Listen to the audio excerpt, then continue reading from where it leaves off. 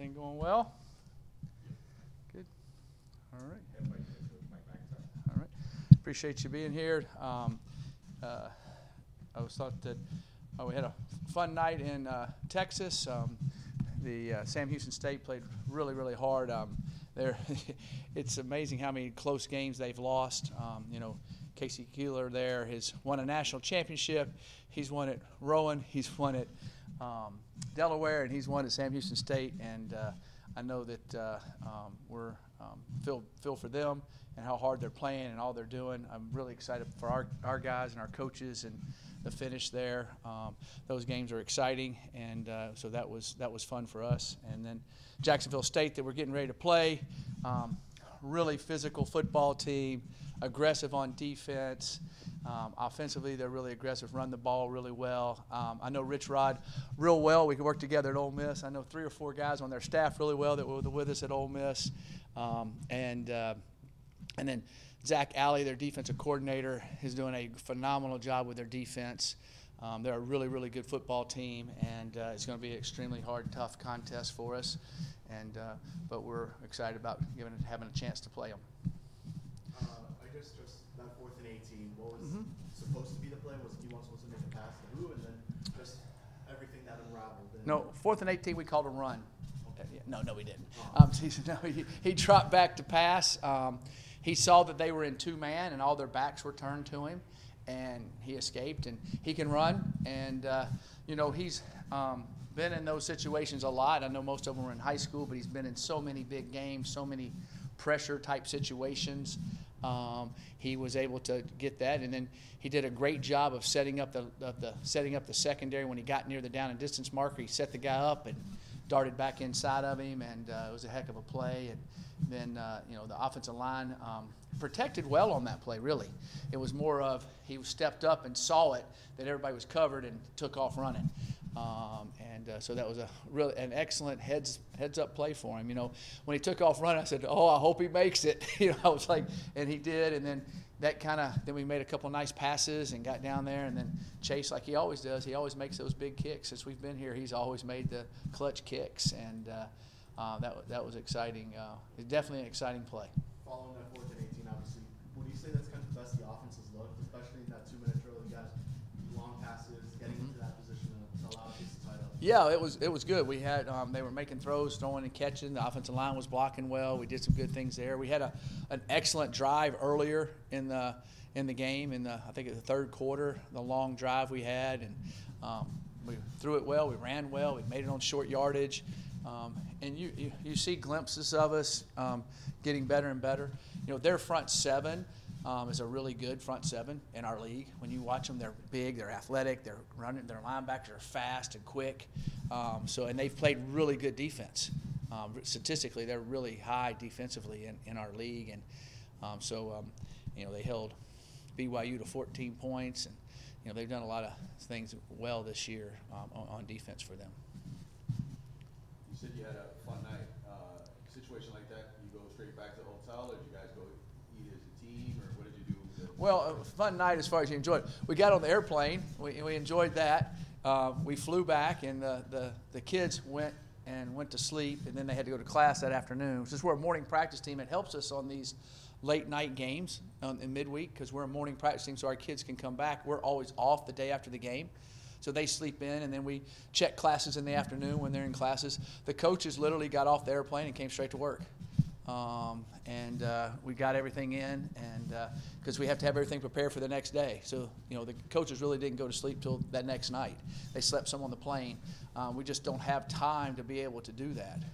And so that's the way it works. When you land at 4:30 in the morning, you just get up and go back to work. That's what we've had to do every time we played a road game this year. We have to do that. Even when we play a road game on a Saturday, we were able to do a little bit better on a Saturday because we haven't had as late because we played in the afternoon at UConn. Because I always give them Sunday morning off to go to church and do different things and come in about 1 o'clock or so on Sundays. But with this one, there's no use in coming in, go home, sleep, come back. We can just come in and we're already up. And I think you sleep better too if you just go do it that way. So that's how we did it. What are you doing on the injury front? I saw CJ Christian play. Any injuries of note? Yeah, CJ Christian should be back. He was able to do kind of his practice today that we do. That's one of the steps in the protocol. And if everything goes, which it looked like everything went well, he should be back playing for us. And we should be. We didn't lose anybody from the game right now that I know of. And we had a couple guys that were nicked up that should be able to go tomorrow, so I'll know more tomorrow. But right now it looks like we should have everybody back that played in the game, adding CJ back in. CJ still on concussion protocol? He is just finished it up. If everything went good in practice today, I'm going to talk to Dustin this afternoon, but it looks like everything's fine. Looking back at Sam Houston, probably one of the closest games they've played this season. Just what made them so difficult? Well, they had an unbelievable game against. They went in overtime against Jacksonville State. They did. And they were leading Jacksonville State most of the game. I think they were up 21-7 on them at halftime, I believe. I think it was something like that, and they came back.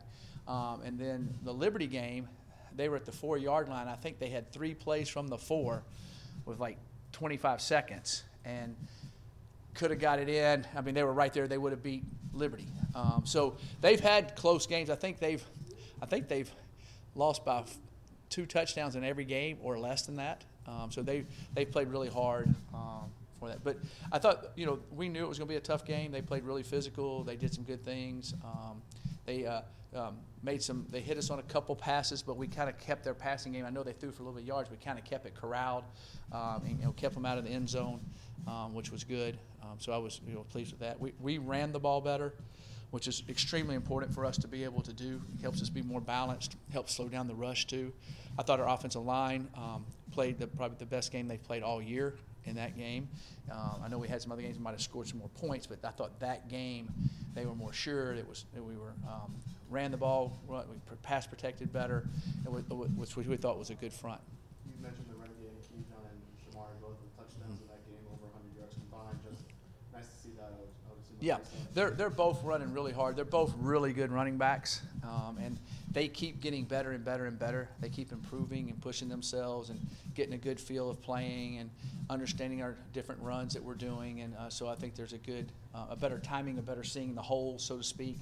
And they're running both. They're both physical guys. I mean, they're put together. They're physical backs, and they should be hard to bring down, and they need to keep doing that. Jack State, obviously, the team you guys are playing, making the transition as well from FCS to FBS. They're the best scoring defense in Conference USA, and they have the second best rushing attack in Conference USA. Yeah. They're a very good football team. Jacksonville State, football is in their DNA at Jacksonville State University. It always has been. When they were Division II, when they were FCS, and now that they're Division I, football is important to them at Jacksonville State. And you see that it's something that's a stamp of pride at their university, and with the kids that have come through there over the years, football is really important. They have a good following. They have good crowds. It's important for them. So there's no surprise to me that they're doing what they're doing. And then Rich Rod's an excellent coach and knows what he's doing there. And his running game is good. And Zach Alley, their defensive coordinator, is doing a phenomenal job there. I've been really impressed with what they're doing on defense and their aggressive nature. They'll run and hit you. They're really aggressive, and they do an excellent job there. So it's not surprising me that Jacksonville State is doing really well. I know they came to FIU in 2020 and beat us before I was here. So they've been playing. They beat Florida State a few years ago when they're FCS. So they are a really good football program, and it's important at that school to be good in football. With the transition from FCS to FBS, obviously you had that 2-year where you came to the bowl game.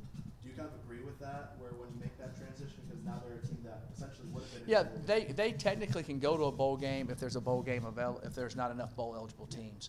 I don't know about all the NCAA rules on all that. I know there's different transitions for every league you move into, and they definitely are a bowl team. They're a bowl football team. Let's put it that way. There's no doubt about it. With Rich Rod, he has that fast-paced offense. Yes. A couple things on that. First of all, what problems does that present for you guys? Well, the first problem it presents to you is getting lined up quickly, because they do all different formations. They'll go empty, they'll go trips, they'll go 3-by-1 sets, so forth. So your guys getting lined up and then making sure they have their call quick. So all of our calls are we have multiple calls for one call because people steal signals all the time from the sidelines and in the games and everything. So we have multiple calls, but they're all basically one-handed signals. So we can get it different ways you do it. They're real quick deals. So our guys, we don't have long signals. A few years ago, we used to have longer signals. Now you can't. You got to have them really quick and ready to roll. So we have to have multiple signals for different calls, and then we have to be able to get them in fast. So therefore, you can be able to line up quickly. Their quarterback Zion Webb coming off a big game against Western Kentucky, both running and throwing.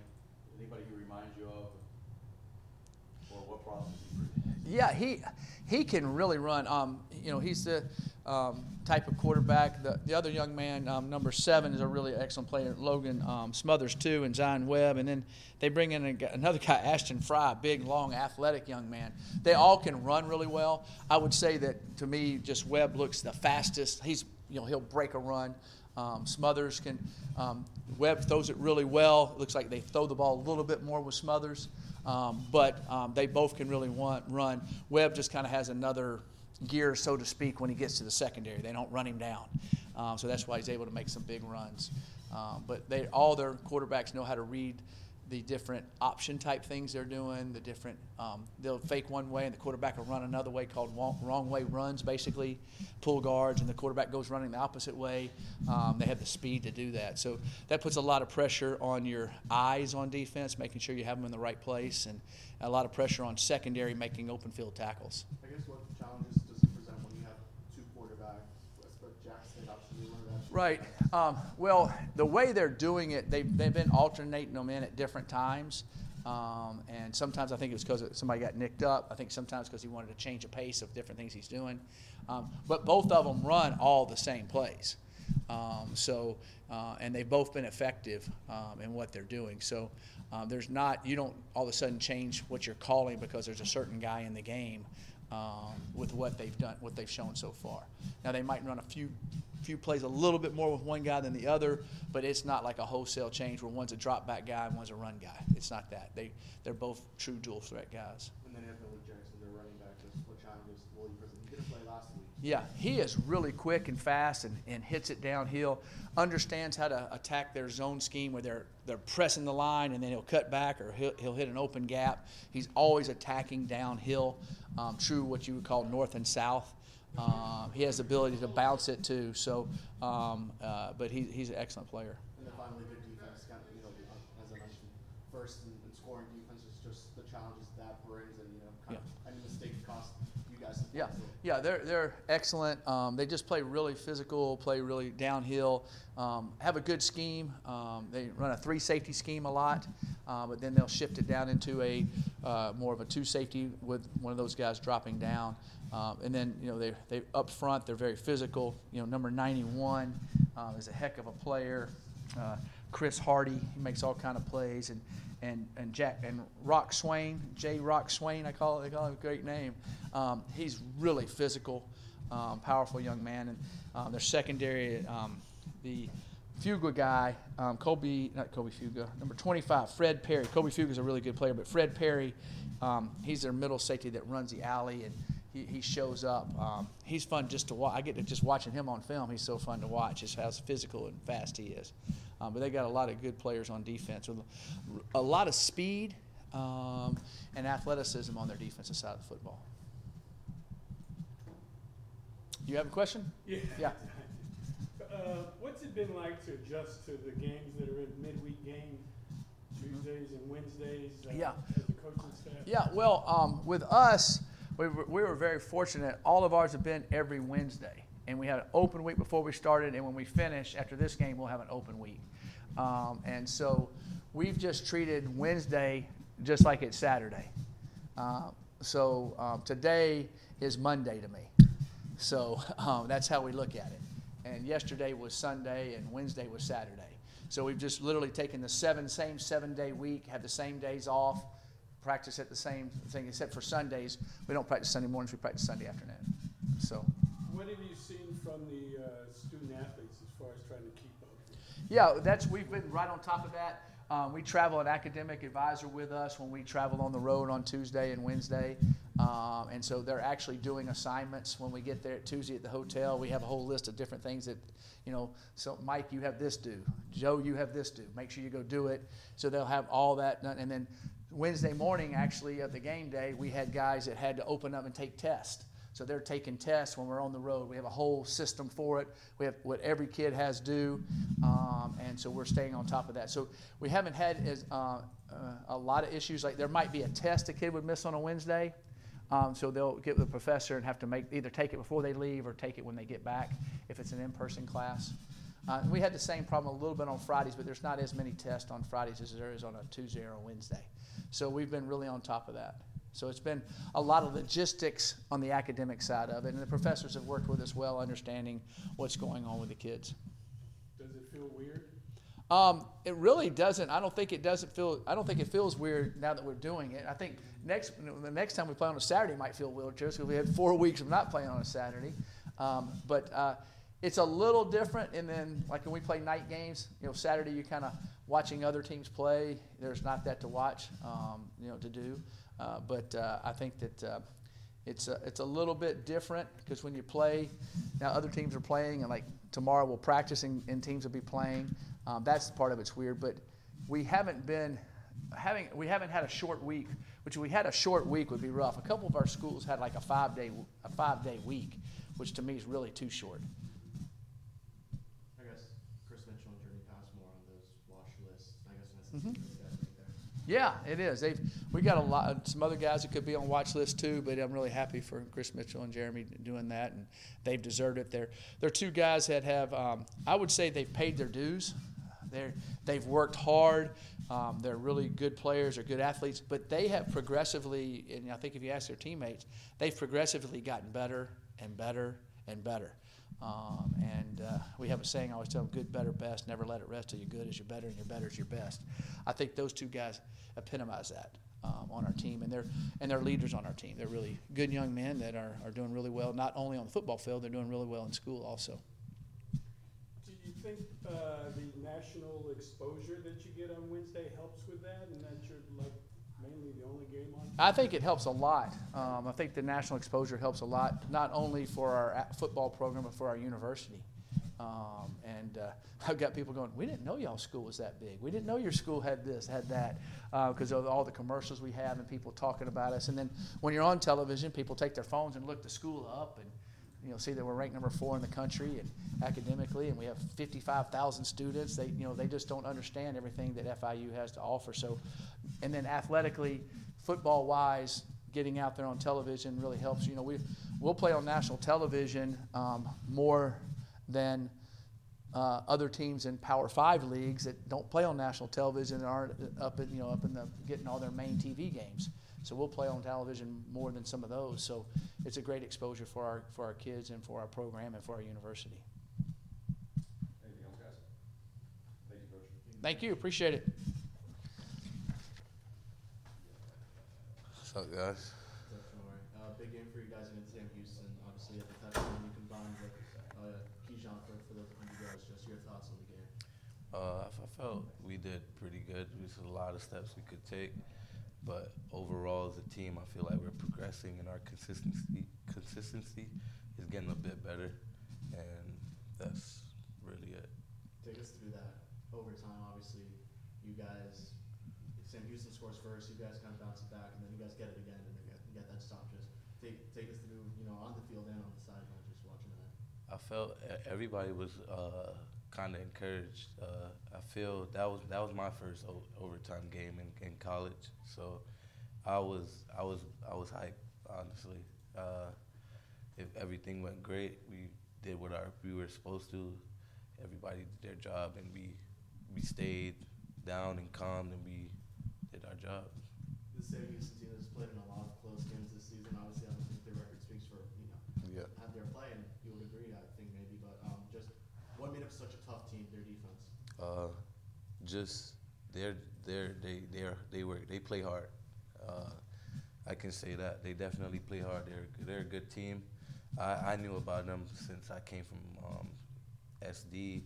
They won championships in that league. So that winning championships in FCS is not easy because we got big teams like NDSU and South Dakota State, South Dakota, and a bunch of other big schools that's out there. So I felt like they're a good team. This is their first year. I feel like they'll do a lot of progression coming in the next coming years. So you've faced them before at SES? I haven't faced them, but my freshman year, they went to the national championships. So I knew about them for quite a while. What's it been like the splitting carries with KJ? How do you work that out? Do you let coaches know when you need a break, or how's it, in terms of maybe other places where South Dakota State or whatever, in terms of number of carries you're getting? It's usually just based on your drive. Like if I'll have like the first 2 drives, and then KJ will come in and he'll get like the next 2 drives. But I think I'm not sure. I'm not really too keen on the way we rotate either. But I think it's really like the hot hand or who's really like progressing right now, and then we'll sub in if we're tired and whatnot. Jackson State are a really good team. Yeah. It speaks for your record, and their defense, one of the better ones in conference. So just what have you noticed from them? Their defense is stacked. They have a good team. I feel like we just got to come out, play hard, and be confident. And all games is win up front. So our front 7 has to be on top of their game, and this is going to be a good game. And it's going to really show where we are for the rest of the games coming up. Have you got any feedback from family, friends, relatives from playing on television? They're able to watch you play. Has anybody given you any feedback on that? Yeah, I actually get a lot of DMs from random people like after every game, pretty much. Like I go on Instagram or I go on Twitter and I see a lot of messages from just random people saying thank you, like you guys did really good, or I did really good. It feels great just to know that I'm getting a chance to play on national television, and that alone just like tells like football is a great sport. So it's really just a blessing, to be honest. Have you found it difficult at all to keep up with your studies? Oh no. So many people can? No, I usually do my stuff like Mondays. I do all my work, so I don't have anything to do for the rest of the week.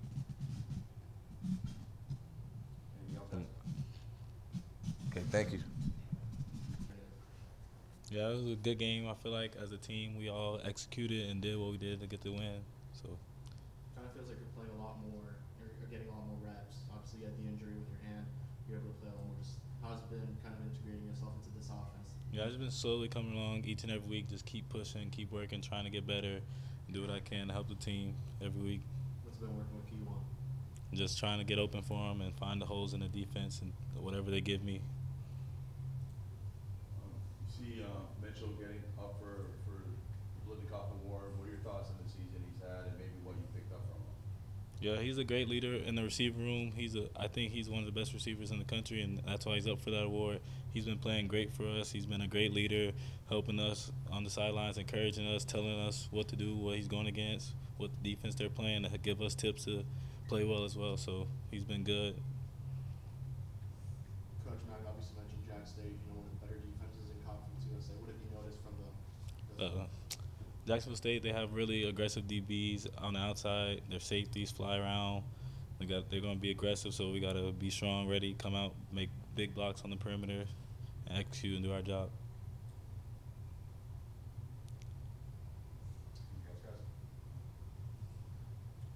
Thank you. Hey Reggie, I'll start with this one. Just tell us if that pick was that maybe how hard was that? Was that as way to catch as you've ever made, or stuck your arm out there? Yeah, I wouldn't say greatest catch I ever made because I definitely do a lot of stuff like that in practice. Like whatever you do in practice, you do in games. I'm a strong believer in that. And my coaches, they always emphasize like, Reggie, you always get a pick in practice. So like, when is it gonna come in the game? They was like, better not be like last year. and it was definitely like last year, like versus North Texas. I'm pretty sure same yard line. The end zone don't like me. I don't know what's going on. The end zone don't like me at all. I be trying to get in there, but one day I'll get in the end zone. I got to make that up to my twin brother. Did you think about cutting back there? Maybe? Let me find out you that burner account on FIU football. When I was running, my mind just went blank. Oh, I ain't gonna just run. But I saw he had an angle. A lot of people was like, "Why you was looking back?" It kind of felt like deja vu versus North Texas. I had to look on my right side this time because like somebody came from out of bounds last year and knocked the ball out. But on the bright side, I didn't fumble. So that's good. What made Sam Houston such a challenging opponent? A lot of people don't understand, but a lot of people underestimate Sam Houston. Sam Houston is actually a great football team. If you look at their previous games, like they had an amazing game versus Jacksonville State, actually versus Liberty, one of the best teams in our conference. So a lot of people were like, "Oh, you guys went double overtime with Sam Houston." I'm like, you guys like overestimated them. Actually, a great football team. Just watching film on what they were doing, you could just see that they're a hungry team. Like they want it. Like they really wanted it. They're not scared of anybody. They don't care about the names on the jersey. They're going to go out there and play football. So that's why I admire about Sam Houston a lot. Jack State, they were in that 2-quarterback system. Yeah. Really, they love to rush the ball a lot more. Yeah. What have you noticed? Last time I saw Jack State, I was a freshman. 2020, it was not pretty. It was not pretty at all. My role on special teams, just getting to watch their offense, and I was like, wow, like this team could run. And that was like 3 years ago. So it's kind of crazy how history repeats itself. Like now I'm back to get that opportunity. I just see it like as like God just talking to me like, here's your opportunity. Because 3 years ago I didn't get that. So now I get to go against them. So, and yeah, that 2-quarterback system, they're like what Coach said, they're amazing runners. They're an amazing football team. Like you could tell how they block schemes work. They want to run the ball, throw down in space. That's what they want to do. So and I definitely want to give props to their defense. Their defense is lights out. Like their defense is outstanding. I always watch their game film, and I talk to my defense as well. I'm like, what are they doing that we're not doing? Like, how can we be a better defense? Because you can always learn a thing or two. Nobody's perfect. You can always learn a thing or two. And I definitely love how Jacksonville State flies around the football and things like that. And also knowing that Jacksonville State is a tempo team. So that's what we're basically going to be working on this week. We got to have guys that can listen to the call. Communication is key. We got to have a lot of people that can just run to the football and get ready to get lined up. Because if you think about it, tempo is really for the dumb. Like they're basically saying you're not smart enough to line up versus us. We're gonna go run tempo and we're gonna drive the ball down your throat. So we really got to be disciplined this game. And you guys came up with a big defensive stand and double overtime. Talk about that stand you had. Yeah, double overtime. Nothing gets more beautiful than double overtime. That's where as a kid you tend to love football. Like I remember, like as being a kid, roll up them socks, you're running around 3, 2, 1 like it's basketball, but you're doing it in football, double overtime. So getting to live that moment was just crazy. I don't know how many overtimes I've been in, but I think I've been in a lot. But just being in that atmosphere with lights there, 4th and 18, 4th and 16, running the ball, my mouth dropped. I couldn't even watch. I just heard the crowd boo, so I definitely think we did something good. So I opened. I was like, let's go. But Donovan Emmanuel with the big 3rd down stop, then Jack Daly with the sack. I mean, it don't get no better than that. I treat these guys like they're my actual brothers. So when they make a play, I feel like I made a play. So I was definitely excited. Like Coach said, we had a fun time. I didn't get to have a fun time. I slept on the plane, went home, went to class. So that was my fun time in class, watching all the highlights on Instagram over and over again. So, yeah. What's it been like watching Donovan Emmanuel have the season he's having? That's my brother. That's my boy. Donovan Emmanuel is actually an amazing football player. Like, I try to learn a thing or two. Like, right when I'm next to him, he plays Mike, I play Will.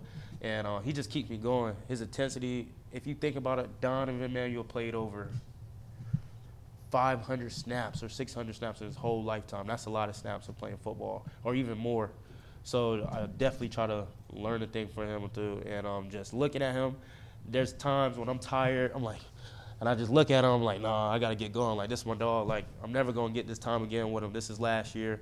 I'm like, I take every opportunity like it's the last one. I'm definitely going to enjoy. We try to walk out on the field like we're the best linebackers in the conference. If we're not, try to be the best linebackers in the country. That's our mindset.